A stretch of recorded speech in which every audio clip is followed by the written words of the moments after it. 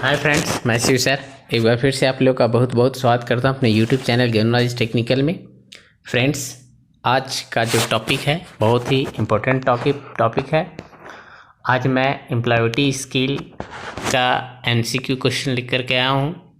Employability skill में कैसे question पूछे जा रहे हैं उन्हीं प्रश्नों को मैंने शामिल किया है। ये प्रश्न जो है आपको प्रीवियस जो 3 तारीख से शुरू हुई है सीबीटी एग्ज़ाम, उसके आधार पे बनाया गया है। उसमें जो प्रश्न पूछे गए हैं वही उन्हीं प्रश्नों को शामिल किया गया है। तो चलिए फ्रेंड्स, आते हैं अपने टॉपिक पे। और टॉपिक पे आने से पहले एक बार फिर से आप लोगों से आग्रह करता हूं कि अगर अभी तक आप लोगों ने हमारे यूट्यूब चैनल को सब्सक्राइब नहीं किया है तो जल्द से जल्द सब्सक्राइब करें।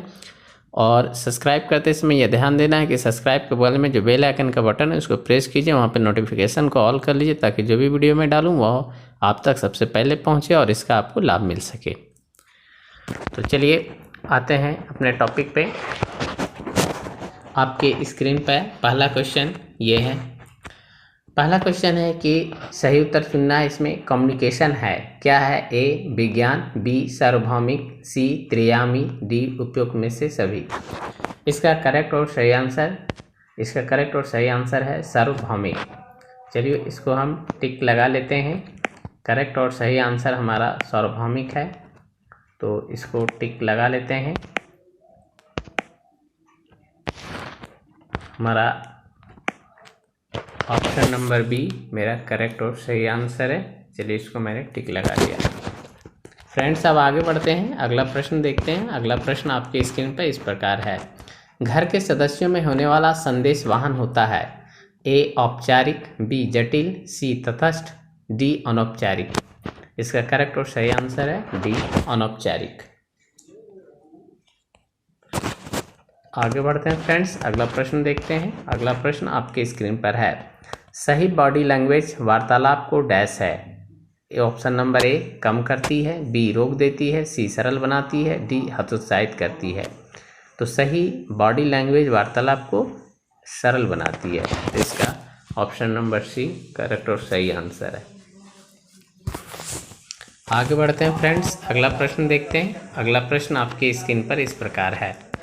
अगला प्रश्न है कि संप्रेषण विनिमय है किसका? ए प्रबंधन का, बी युक्तियों का, सी संस्कृति का, डी उपरोक्त में से कोई नहीं। संप्रेषण विनिमय है, तो 4 ऑप्शन यहाँ दिए गए हैं, एक करेक्ट आंसर है। तो संप्रेषण विनिमय है युक्तियों का। ऑप्शन नंबर मेरा बी करेक्ट और सही आंसर है। चलिए अगला प्रश्न देखते हैं। अगला प्रश्न आपके स्क्रीन पर इस प्रकार से है। अगला प्रश्न है कि कम्युनिकेशन किसका विकास करता है? ए व्यवसाय का, बी व्यक्तियों का, सी उद्योगों का, डी उपरोक्त में से सभी का।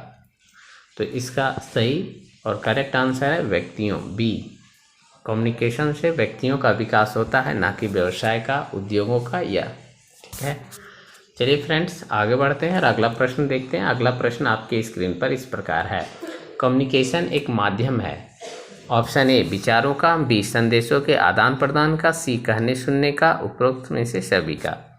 तो इसका करेक्ट और सही आंसर है उपरोक्त में से सभी का, ऑप्शन नंबर डी। अगला प्रश्न है कि संदेश वाहन एक प्रक्रिया है।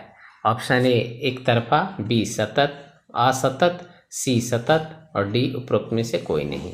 तो संदेश वाहन एक सतत प्रक्रिया है। ऑप्शन नंबर सी मेरा करेक्ट और सही आंसर है।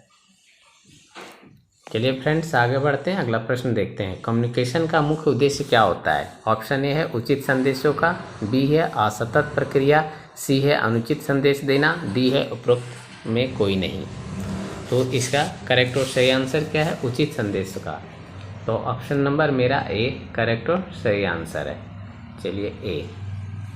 अगला प्रश्न है कि संप्रेषण के रूप कौन से होते हैं? ए आंतरिक संप्रेषण, बी बाह्य संप्रेषण, सी दोनों ए और बी, डी उपरोक्त में से कोई नहीं। तो इसका करेक्ट और सही आंसर क्या है? ऑप्शन नंबर सी दोनों, आंतरिक संप्रेषण और बाह्य संप्रेषण दोनों। ऑप्शन नंबर मेरा सी करेक्ट और सही आंसर है। अब अगला प्रश्न देखते हैं। अगला प्रश्न है आज के युग में संप्रेषण की महत्ता है। ए व्यापार, बी शिक्षा, सी उद्योग, डी सभी जगह। तो इसका क्या करेक्ट और सही आंसर है? संप्रेषण का जो है महत्ता आज सभी जगह है, इसलिए ऑप्शन नंबर मेरा डी सही और करेक्ट आंसर है। अगला प्रश्न है संप्रेषण का वर्गीकरण होता है ए माध्यम के आधार पर, बी दिशा के आधार पर, सी संगठन व संरचना के आधार पर, डी ऊपर बताए सब के आधार पर। तो ऑप्शन नंबर मेरा डी करेक्ट और सही आंसर है, डी ऊपर बताए सब आधार पे। अब आगे बढ़ते हैं अगला प्रश्न है कि निम्न में से कौन सा माध्यम मौखिक संप्रेषण नहीं है? ए साक्षात्कार, बी रेडियो प्रसारण, सी सम्मेलन, डी प्रश्नावली। इसका करेक्ट और सही आंसर है डी प्रश्नावली। प्रश्नावली जो है मौखिक संप्रेषण नहीं है ऑप्शन आपका। अब आगे बढ़ते हैं अगला प्रश्न जो है संप्रेषण का अंग्रेजी अनुवाद कम्युनिकेशन जो कम्युनिको से बना है। कम्युनिको किस शब्द का जो है किसका शब्द है? ए चीनी, बी फ्रांसीसी, सी लैटिन, डी ऊपर बताए कोई नहीं। इसका करेक्ट और सही आंसर है ऑप्शन नंबर सी लैटिन। तो सी मेरा करेक्ट और सही आंसर है। अगला प्रश्न देखते हैं। अगला प्रश्न है संप्रेषण के अंतर्गत संचरण एवं बोधगम्यता होती है। ए व्यवहार की, बी शारीरिकता की, सी सूचनाओं की, डी मुद्राओं की। तो 4 ऑप्शन है, 4 ऑप्शन में एक हमारा सही है, तो ऑप्शन नंबर सी सही है सूचनाओं की। चलिए सी आगे बढ़ते हैं। अगला प्रश्न देखते हैं। वैदिक संप्रेषण सिद्धांत प्रचलित है ए जापान में, बी भारत में, सी चीन में, डी श्रीलंका में। आपको पता होना चाहिए कि वैदिक संप्रेषण सिद्धांत हमारे भारत में प्रचलित है, तो ऑप्शन नंबर बी मेरा करेक्ट और सही आंसर है। अगला प्रश्न है संप्रेषण से ज्ञान एवं विचारों आदि के डैश होता है। विनियोग से, बी विनिमय से, सी प्रतियोग से, डी एकीकरण से। तो इसका करेक्ट और सही आंसर है बी विनिमय से। चलिए बी करेक्ट और सही आंसर है। अगला प्रश्न देखते हैं। अगला प्रश्न आपके स्क्रीन पर है। कम्युनिकेशन को प्रकट करने के लिए निम्न में किन का प्रयोग होता है? ए शब्दों का, बी लेखों का, सी चिन्हों का, डी उपरोक्त सभी का। तो इसमें एक कम्युनिकेशन को प्रकट करने के लिए हम सभी का उपयोग करते हैं, शब्दों का भी, लेखों का और चिन्हों का भी। तो यहाँ ऑप्शन नंबर डी मेरा करेक्ट और सही आंसर होगा। आगे बढ़ते हैं फ्रेंड्स। अगला प्रश्न देखते हैं। कम्युनिकेशन के लिए कम से कम कितने भागीदार होने चाहिए? ए 5, बी 2, सी 8, डी 12। तो कम्युनिकेशन के लिए कम से कम 2 होने चाहिए, तभी ना हम लोग बातचीत कर पाएंगे। चलिए फ्रेंड्स अब आगे बढ़ते हैं। अगला प्रश्न देखते हैं। निम्न में से गैर शाब्दिक संप्रेषण है। मोबाइल से आदेश देना, बी स्वीकृति में सिर हिलाना, सी शिकायती पत्र भेजना, डी बैठकर बातचीत करना। तो गैर शाब्दिक संप्रेषण है यहाँ स्वीकृति में सिर हिलाना। तो हमारा ये ऑप्शन नंबर बी करेक्ट और सही आंसर है। अब आगे बढ़ते हैं फ्रेंड्स, देखते हैं अगला प्रश्न है आपका कि प्रभावी संप्रेषण की जरूरत होती है। ए सरकार में, बी समाज में, सी उद्योग में, डी उपरोक्त सभी में।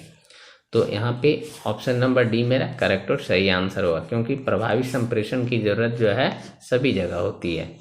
अगला प्रश्न है कि संप्रेषण व्यक्तियों को लिखने या बातचीत करने से अधिक है, यह विचारों का विनिमय है, यह कथन है किसका? ए लुइस ए एलन का, बी हैपनर व पेटिगल का, सी जैका वाइनर का, डी एडम स्मिथ का।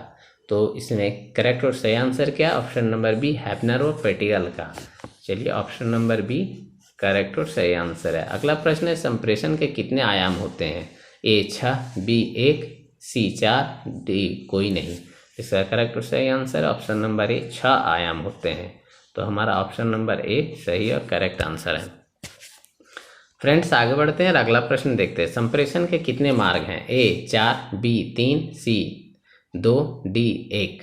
तो इसका करेक्ट और सही आंसर क्या? Option number C 2। संप्रेषण के 2 मार्ग हैं, तो करेक्ट और सही आंसर हमारा सी हो गया।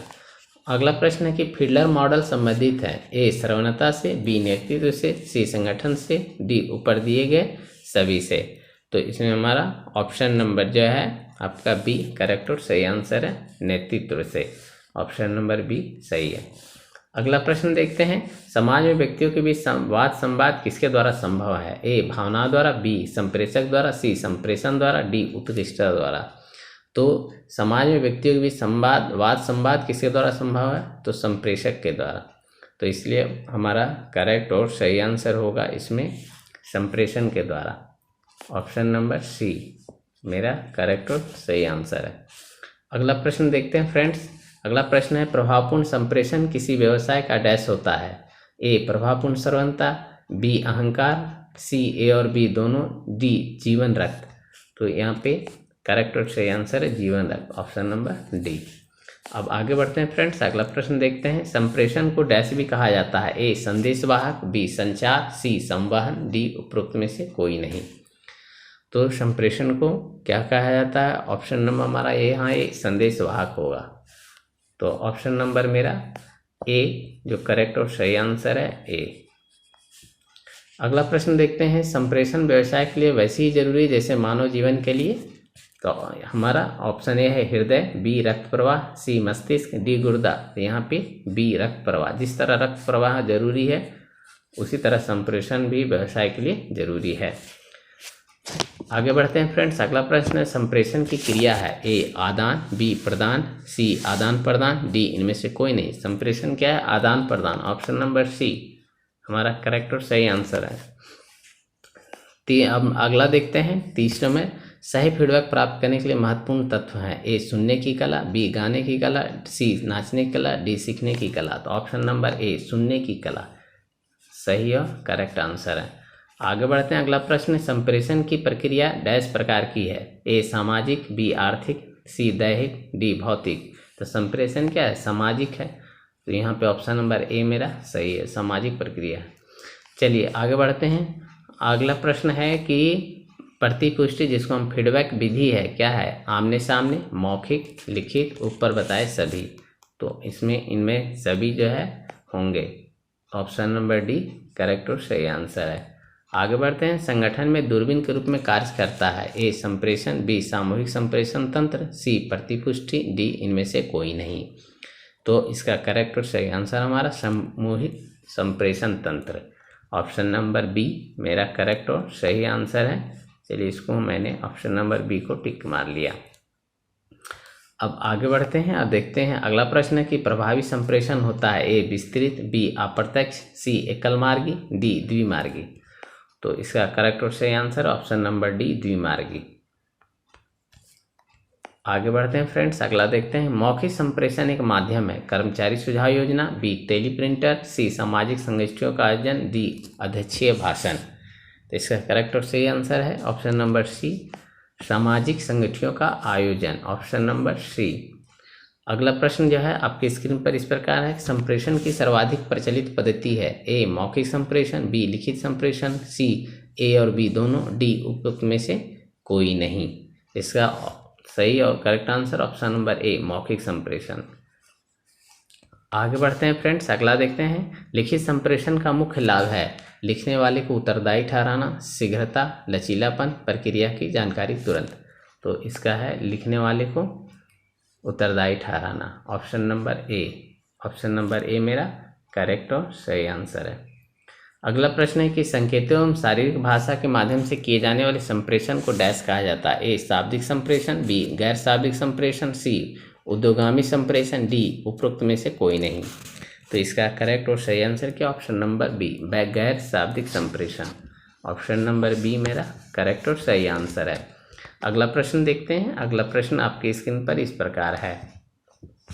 अगला प्रश्न है कि नए तथ्यों एवं विचारों को प्रोत्साहित करने वाले प्रश्नों को डैश कहते हैं। ए मौखिक प्रश्न, बी लिखित प्रश्न, सी अपसारी, डी ऊपर में से कोई नहीं। इसका करेक्ट और सही आंसर ऑप्शन नंबर सी अपसारी कहते हैं। ऑप्शन नंबर सी करेक्ट और सही आंसर है। चलिए अगला प्रश्न देखते हैं। अगला प्रश्न है कि सकारात्मक सोच लक्ष्य प्राप्ति में क्या होती है? नुकसान पहुंचाती है, सहायक होती है, कभी कभी ही सहायक होती है, कोई प्रभाव नहीं डालता है। तो देखिए सकारात्मक सोच हमेशा लक्ष्य जो है प्राप्ति में सहायक होती है। ऑप्शन नंबर बी करेक्ट और सही आंसर है। तो फ्रेंड्स ये कुछ कुल जो है आपको 40 प्रश्न थे जो मैंने आपको हल कराया।